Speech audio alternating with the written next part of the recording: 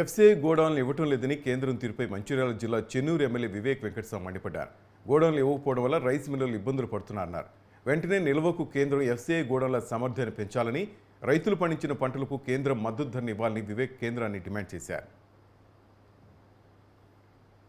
కొన్ని రోజుల నుంచి అకాల వర్షాలు పడడం వలన చాలా చోట్ల కూడా రైతులకు ఇబ్బందులు కలుగుతున్నాయి.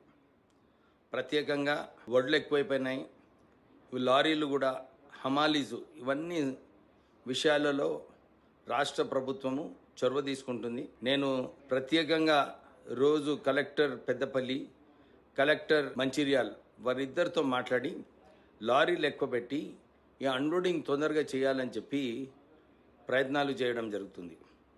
అసలు ఇక్కడ ప్రాబ్లం అంతా ఎక్కడ ఉందంటే, రైస్ మిల్లర్స్ ఈ వడ్లు తీసుకున్న తర్వాత ఏదైతే ఫుడ్ కార్పొరేషన్ ఆఫ్ ఇండియా ఒక సెంట్రల్ గవర్నమెంట్ సంస్థ ఉందో దాంట్లో గోడౌన్స్ అన్నీ కూడా తక్కువ చేసేసినారు ఫుడ్ కార్పొరేషన్ ఆఫ్ ఇండియా.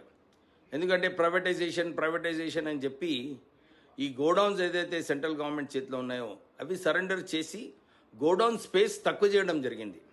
మేము ఇదే కోరుతున్నాము, రైతులకు నిజంగా ఆదుకోవాలనుకుంటే ఈ గోడౌన్ స్పేస్ ఎక్కువ చేయాలి. ఈ మినిమం సపోర్ట్ ప్రైస్